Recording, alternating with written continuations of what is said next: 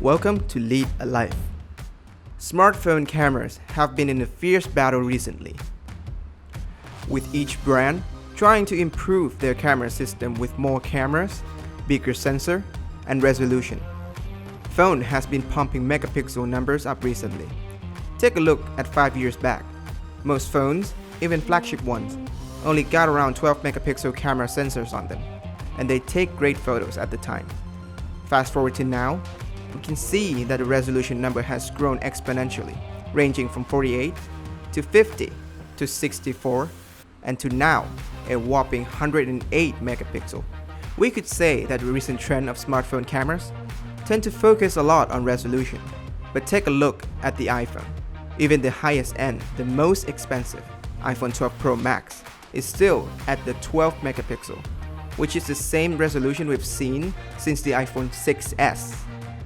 And the iPhone has been crowned as one of the top 5 smartphones cameras every year. What is the reason? Because resolution is only one of many parts that creates a good camera. Sure, a high-resolution sensor captures image that contains a lot of details. You can zoom in significantly more, like a lot more. In this video, we are going to test the differences between the iPhone 12 Pro Max 12 megapixel cameras against one of the best 108 megapixel camera on the market, the Galaxy Note 20 Ultra. Let's start with the first picture. The detail between the 108 megapixel compared to the 12 megapixel is hardly noticeable at first glance, but you'll see that the 108 megapixel photo still contain a very crisp and clear detail even when zoomed in, especially with text and textured objects.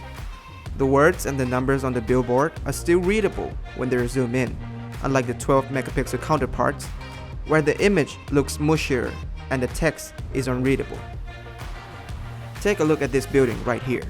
Again, at first glance, they really look identical, but if you really zoomed in and to the top of the building, you will see a cage with a big light bulb inside.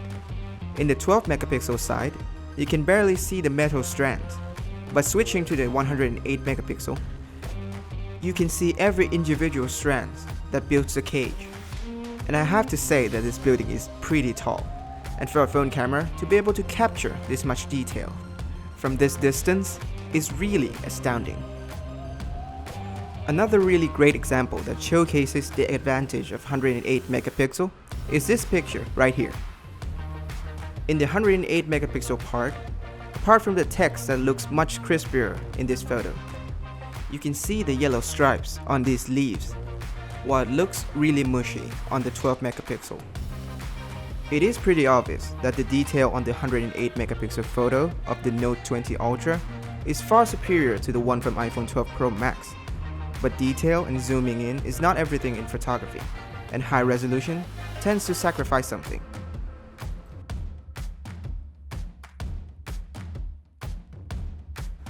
While 108 really captures more resolutions and data, one very apparent weakness that you guys can see in every photo is the noise. Because when you have more resolution in the same sensor size, the pixel gets relatively smaller than on the 12 megapixel ones, thus captures less light and creates more noise. As you can see in this picture, the noise of the billboard are much more visible on the 108 megapixel. So, how does Samsung fix this problem? By default, this Note 20 Ultra camera was set to 12 megapixel, which is a result of pixel binning. What pixel binning does is combines multiple pixels into one, in this case 9.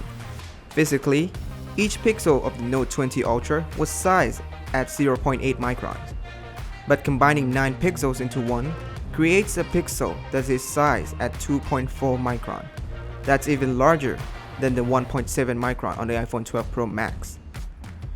Does this mean the Note 20 Ultra has an edge over the iPhone 12 Pro Max? Let's see. When switching back to the 12 megapixel camera on the Note 20 Ultra, the image is instantly cleaner. Sure, it sacrifices some resolution, but the cleaner image quality is still better. On top of that, it's not much difference in the detail anyway. Another very clear disadvantage that I saw when shooting 108 megapixel is that high resolution doesn't help with anything at all under low light conditions. While the 108 megapixel captures more resolution, they are also so densely surrounded by noises, it negates all of the detail captured. Not only that, the 108 megapixel have slightly worse dynamic range as well. To really prove my point, see this photo right here? I'll give you 5 seconds to guess which one is the 108 megapixel.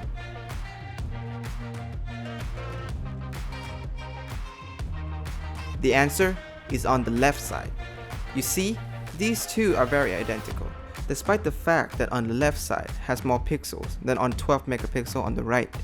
But again, under the low light condition, those massive pixel counts do nothing to the photos. Even with the text, where the 108 megapixel seems to have the advantage, the text on the 12 megapixel also has the same readability under low light conditions. Another very big downside of shooting at 108 megapixel is the file size. It is nearly 10 times the resolution, therefore the file size is nearly 10 times as well.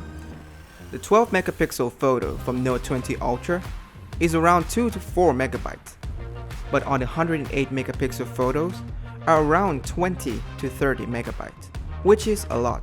It's almost as big as a RAW file. So we can pretty much conclude that the resolution is a part of creating a good image, but it's not as important as many people might think. The impact that resolution has on creating a good image quality is pretty limited. By viewing the whole image, there's not really a noticeable difference. It is only when zoomed in that you really see the extra detail. One factor that helps creating good image quality are the sensor and pixel size. The larger the sensor or the pixel, the cleaner the image will be. That's the reason why most cameras in the market rarely go beyond 24 megapixel. They wanted the largest and highest pixel quality to produce the cleanest image as they could. That's it for now. If you liked the video, don't forget to thumbs up, subscribe, and make sure to ring the notification bell to see more great content in the future. Thank you for watching. See you guys next time. Stay safe.